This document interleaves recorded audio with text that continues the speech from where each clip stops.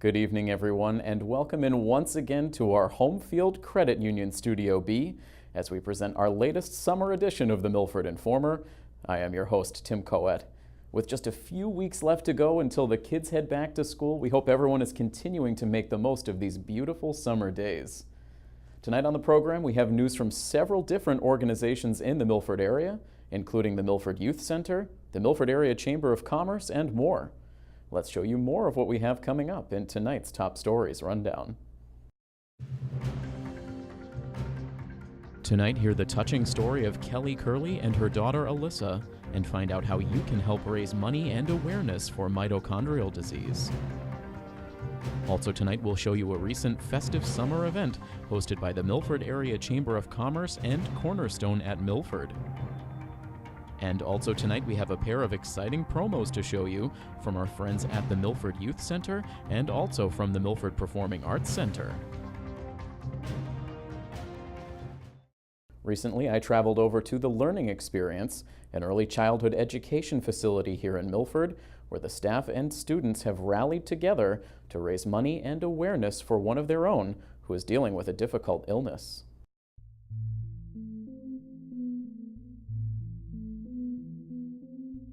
Kelly Curley is one of the dedicated and hardworking staff members over at the Learning Experience, an early education facility here in the Milford area. While Kelly has been working with young children here locally, she has also been working tirelessly in the name of her own daughter, who has been battling a difficult medical condition. My name is Gilligan Curley. I am the team captain for Team Lucy Liu, which is a team that it's for my daughter, who has mitochondrial disease. Her name is Alyssa. She's 11 years old. She was diagnosed at 3 when she caught a bug and went to the hospital. We didn't get out for 3 months. Mitochondrial disease is when the mitochondria in the cells do not work right to produce enough energy to feed the organs, tissue, and muscles, it can cause degeneration or failure in organs, muscle mass. With my daughter, it affects her stomach and her legs. She does have a feeding tube, GJ tube, which she gets fed 24 hours a day, as well as wearing leg braces on her legs. So with her, it's affected all across the board. She's been diagnosed with attention deficit hyperactivity disorder, which is a common issue with mito. But also she's had a lot of therapy, a lot of surgeries. There's no cure. It varies by degree, by individuals. There's different kinds of it. It can range from, like if you look at Alyssa, you wouldn't think she had anything, all the way to kids that are catatonic in a wheelchair that can't really move or do anything. She right now has plateaued. So we're not getting worse right now. We're on a mito cocktail, which is probably 11 different vitamins compounded together. I put it through her tube once a day. She's also on stomach medicines, and she is eating a little bit here and there. The doctors did a test and her stomach is working okay, but it's not enough to survive on. So it's going to be something we're going to be battling for, going up and down for the rest of her life. With no current cure, funding research to continue to make advancements in the treatment of mitochondrial disease is crucial. That is where Kelly, Alyssa, and her family and friends have continued to focus their efforts over the years. Every year she chooses to do something different. The Jumpathon was kind of like more of a corporate idea that I came up with, but the bracelets were her idea. She has made, in the past, the bead bracelets. She's made rainbow loom bracelets. We've made lollipops. We've made, so a lot of the kid-centered stuff. She's made probably over 100 bracelets on her own already. But with the help of the team, myself, her dad, her sister, we have made over, and the kids here, believe it or not, the youngest one being 3, we have sold over 400 bracelets in almost a month. As Kelly stated, the rest of the staff at the Learning Experience has been quick to jump in to assist with the fundraising efforts. For the Learning Experience here, we do a philanthropy event every month in the school year, and we do one big one in the summer. And Kelly had approached us about her daughter, and we decided to do it on her daughter this year. We kind of do something different every month and every year, but so we decided to gather it all together and get the parents involved, get the children involved, and hoping to raise a lot of money for her. We're doing a jump-a-thon here at the school on August 15th, so parents are pledging a certain amount of money, and we'll set a timer and put on some fun music, and the kids will jump, and then we'll raise money for Mito Action, and then we'll also have the bracelets thing going on. Which are $1 a piece. Yes. The kids at the Learning Experience have also been eager to pitch in and make bracelets to help another child in need. They love it. Yeah, they love it. They do. I mean, they're adorable, so they love to wear them. And then Kelly was making them here, and they're asked if she could have the kids make them. And I'm like, well, it's pattern making, fine motor skills. There's a lot of skills they're using, and they love it. And they're learning about philanthropy, which is a big part of our program. So it's great. The bracelets are everywhere, all over the school. There's a different word that we teach them every month with our curriculum, so it kind of helps the kids understand more by doing something hands-on like this. We are helping somebody by making these bracelets and selling them for someone. We're making a difference.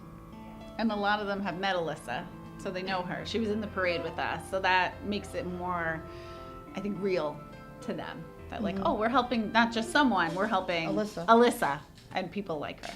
The staff at TLE is hoping the rest of the Milford community will follow their lead and help donate to this very worthy cause. We're part of Milford. We're part of the Santa Parade. We're part of everything. So we just want to make sure that everyone can help each other in Milford. I would help other people that need help as well in Milford. If I knew or aware to it. A lot of people are not aware of these things. So it's just good to help others when they need it and help support each other.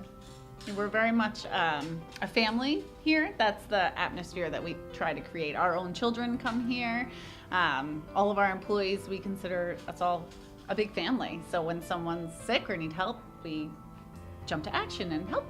As Alyssa's family continues in their efforts to raise money and awareness for mitochondrial disease, the outpouring of support from the community has continued to serve as a source of hope and inspiration. It's flooring. It's because my goal is not so much the money, it's the awareness that I'm trying to raise. And people that I never even knew since we started this have come out. We met the family in Norton that just lost their son with it, who has another child with it. We've met a bunch of other people who have it and have come forward saying they have it and actually joined the team because they didn't know there was other people out here that are really being proactive. The key is to get awareness out for this disease. Everybody, it's Alyssa. Please buy bracelets for mitochondrial disease. Thank you. Back at the end of July, the Milford Area Chamber of Commerce and Cornerstone at Milford came together to host a festive summer event. Our own Milford TV member Caitlin Mobilia traveled over to Cornerstone to capture some of the sights and sounds of the evening.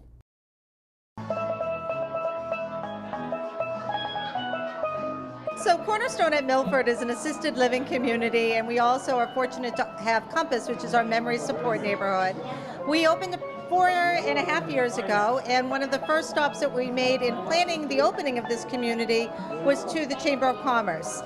Milford Area Chamber of Commerce, which represents 10 communities in and around Milford, and it was very important for us to reach out and partner with them, and they were kind enough to introduce us to many of the professional partners that are here tonight that we have formed relationships with and made new alliances and have helped support this community since day one.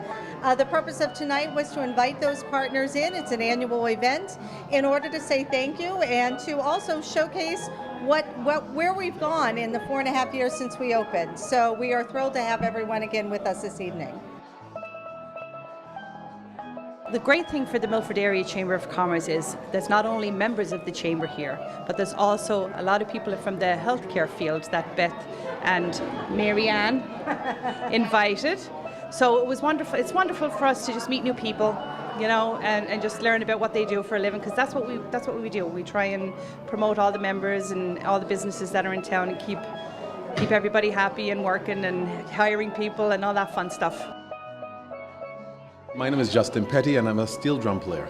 It's a good networking event. It's a good event to meet people and for everyone to hear my music and enjoy my music as they do every year. I'm here every year. I'm invited every year to entertain, and I'm trying to make sure that my songs sound on point. One of the things that I love about the event is the actual planning process. I definitely love that we get together with our professionals that we know, but we also, like Laura said, we get to see a lot of professionals that we don't always get to meet. So it's a great opportunity for people to meet some new faces and to build up some new relationships that we didn't have before, but also just to say thank you for everything that they do and just to have fun, just a reason to get together and be festive. But what I really appreciate being inside, working with our team, is giving them the time to be creative and create an event like this and let them do what they do every day. This evening's theme is Gilligan's Island, so we decided to do more of the South Pacific. So this evening we're serving a Polynesian beef and chicken skewers, and those are going to be topped with a pineapple coconut rice, which is really, really delicious. You have to try that. Some of the hors d'oeuvres that we're serving this evening is fish tacos with a pico de gallo and a lime creme. So outside of thanking all the professionals tonight just for being here and making this night happen, we have some that just helped out in creating this event this evening, several that donated baskets. One is Nealon and Nealon. It's a law group that's in Hopkinton, and they donated a beautiful basket. Countryside Healthcare, as well as Worcester Home Care Rick Stein. So we really want to give them a big shout out, because without them we wouldn't have the beautiful raffles that we have. We're giving out raffles for anybody who came in character. Everybody gets entered into a raffle anyway, but if they dressed in character or in the theme of the evening, they get into extra raffles. So we have some really beautiful baskets thanks to these people. For the second year in a row, Milford TV is happy to team up with the Milford Youth Center to host a telethon to help raise money for upgrades to the Youth Center's facilities. The telethon will be live on Milford TV next month, and to tell us more about what viewers can expect, here is the Youth Center team.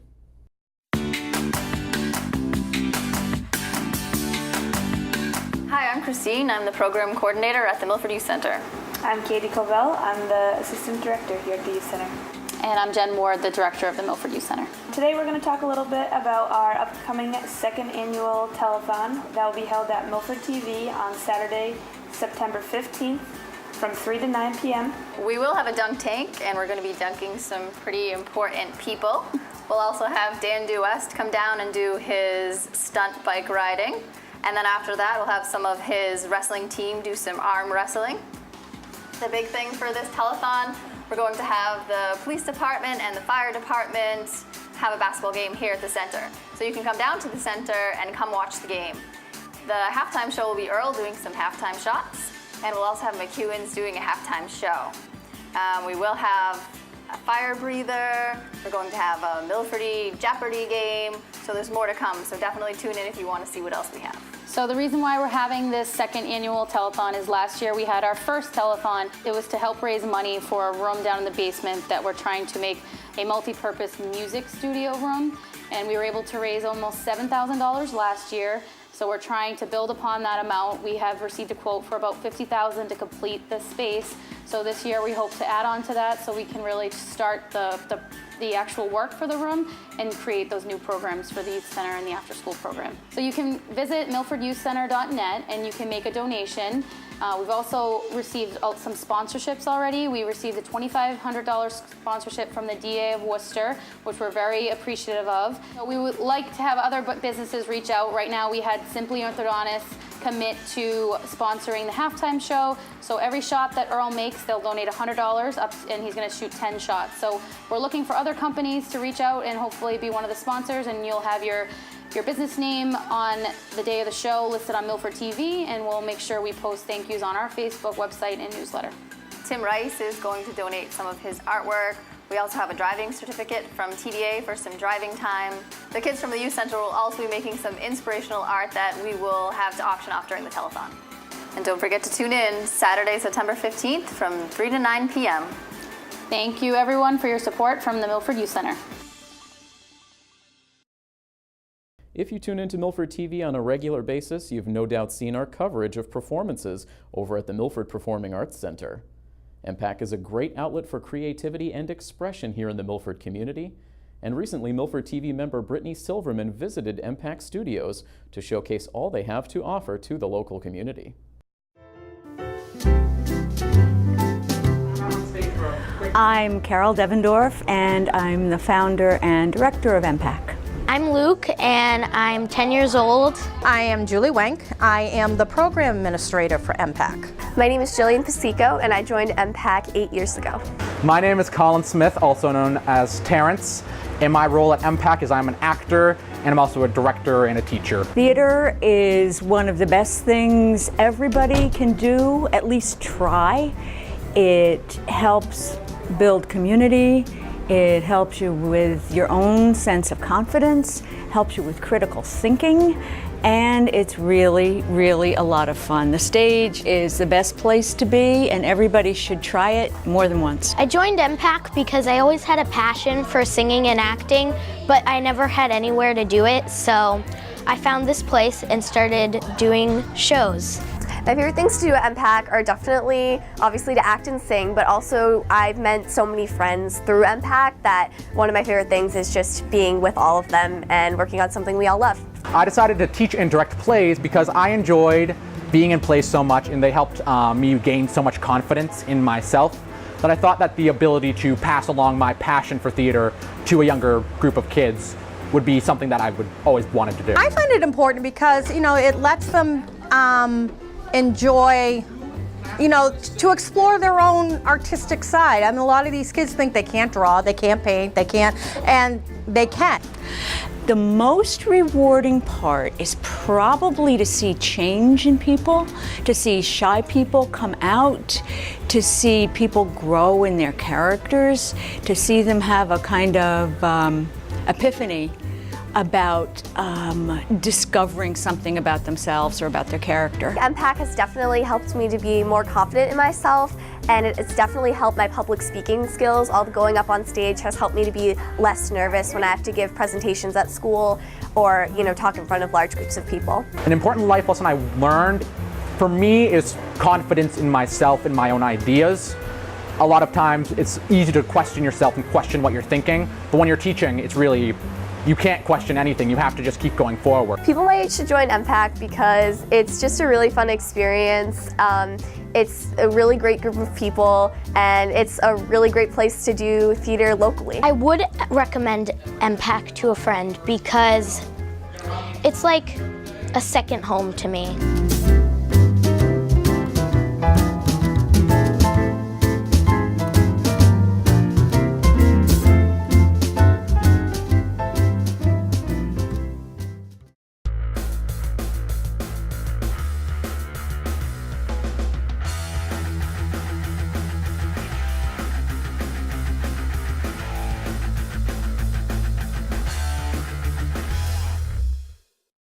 As we wait for high school fall sports season to ramp up, we couldn't help but take one final look back at the past Legion season. We combed through all of our Milford TV footage from the regular season and playoffs, and we put together these top 10 moments from the 2018 Legion baseball season. A 3-1 count to DeVolio.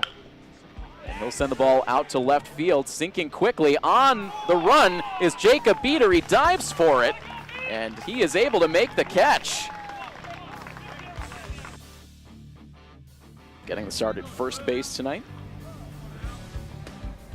Swings at the first pitch and sends it out to right field towards the line and beyond the reach of the right fielder. That's going to roll off towards the corner, and 2 runs will come in to score as Shaver and Wild both cross the plate.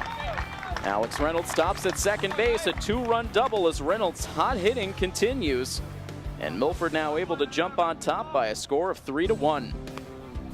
Every bit of contact has been loud off the bat of Alex Reynolds so far this season, and The same holds true once again as he rips one back up the middle for a base hit. Trotting home is Wild as now the ball gets away from the center fielder, and that will allow the lead runner to advance on to third base.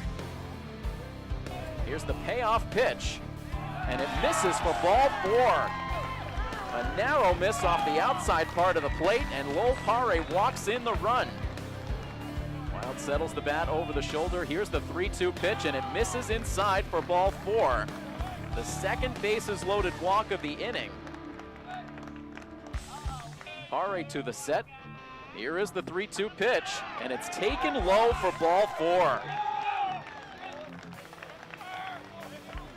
Pare walks in his third run of the inning, and it is now a one-run ball game. Pare ahead 0-2. Here's his next pitch, and Almeida will send it on the ground to first base. Gallagher will go to second, but his throw is offline. It's going to drift out towards the edge of the infield dirt. 2 runs will come home to score for post 59. Now an errant throw to third base.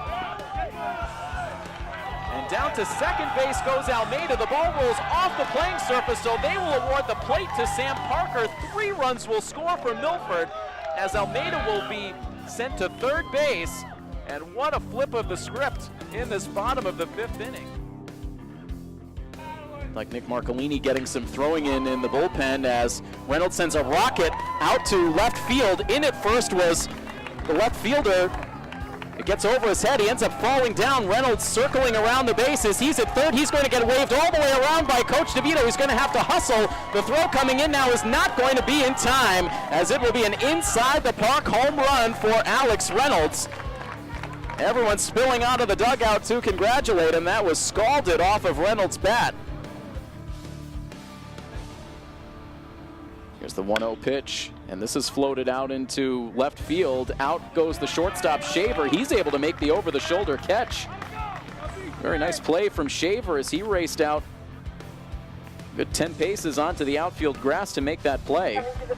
Wachusett owns a 2-0 lead, and now a line drive to second base, and a jumping catch is made by Matt Shaver. He robs one from Burke. He's had difficulty putting them away. Now a full count. And now a hard hit ball back up the middle, fielded by the shortstop Brunt. He throws to second for the out there, and on to first for the double play. The throw from Brunt really handcuffed Shaver at the second base bag, but he was able to get the out. Could not get much on the throw to first base, but Parker was able to pick it out of the dirt just ahead of Panion hustling down the line. So a 6-4-3 inning-ending double play. Here's the first pitch into Wild, and it's hit hard in the air out to center field. Racing back is Kadri. That's over his head. And 2 runs will come home to score for Milford. Here's Rebello crossing home plate. Ambrosoni right behind. Aiden Wild's going to get waved around third base. Here comes the throw to the plate. It's going to be close. Wild slides in, and he's safe with a 3-run inside the park home run that immediately gives Milford the lead at 3-2. A key spot. He swings at the first pitch and hits it high in the air, but not deep out to right field. Burke racing towards the line now, dives for it, can't make the catch, and that's a fair ball. The runners move up as Rebello is held at third base. In the 7th, here's the payoff pitch, and it's outside for ball 4, and Wachusett walks in the tying run. And now we're going to see an ejection over on the Wachusett side as both the head coach and one of the assistant coaches for Wachusett came out of the dugout to argue. The assistant coach much more animated, and he gets ejected. And the next pitch from Verrier, as now Brunt swings away, and he sends it out into shallow right field. It's down for a hit. Sam Parker crosses the plate, and Chris Brunt with the walk-off RBI single as Milford comes back with 2 outs in the bottom of the 7th inning. They steal a victory here against Wachusett. Post 42 had it in their grasp, but Milford wrestles it away as they somehow keep this winning streak alive. It goes to 7 straight. Rebello reaching on an error to open this inning, but he was erased on the force play, and now Aiden Wild sends a high fly ball out to left field. This one is deep. Bailey McHugh back to the fence, and that ball is gone. It clears the fences here at Fino Field. A 2-run homer for Wild. And that is going to put Milford back in the ball game again. It is 7-5. Wild crushes it over the Pheno fence. It's the second time in his post-59 career he has left the yard here at home. It is the rarest of feats. Each time Rebello has come to the plate tonight, he has hit it to the shortstop. Now sends a line drive out to left center field. That's a gap shot. It's going to be extra bases for Rebello as it rolls all the way to the fence. Rebello can fly. He's already around second base. Coach DeVito is going to wave him all the way around. Here he comes to the plate. The throw is not going to be in time as Sean Rebello leads off the 7th inning with an inside the park home run that ties the game at 7.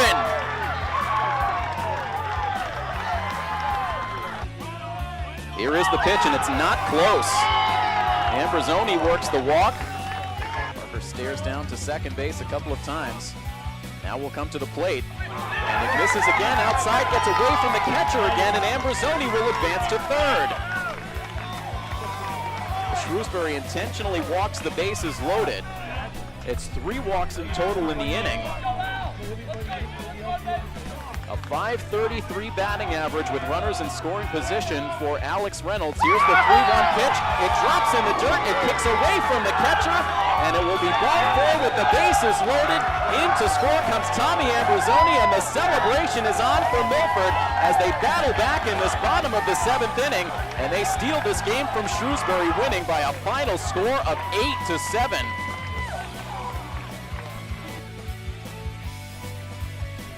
Rice is ready with another pitch, and that's in for a called strike 3.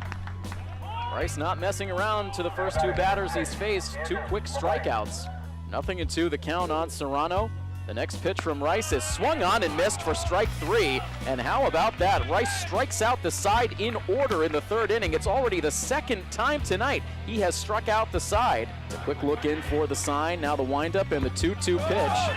And it is swung on and missed. The ball gets away a little bit further from Reynolds. He uncorks a strong throw to first base and gets it there in time.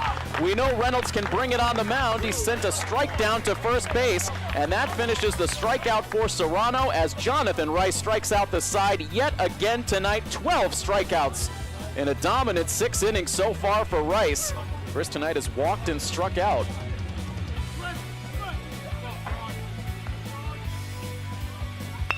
And now Brunt with a ground ball up the middle. Here comes the run to the plate. The throw in is dropped by the catcher, and Ambrosoni slides in safely. Brunt reaches on the fielder's choice as he wins it for Milford again in walk-off fashion. And how about this as a bonus? Jonathan Rice with a no-hitter here at Pheno Field. It takes all the way until the bottom of the 7th inning to decide it, but Jonathan Rice with a no-hitter here at Pheno Field as Milford walks off with a 1-0 victory.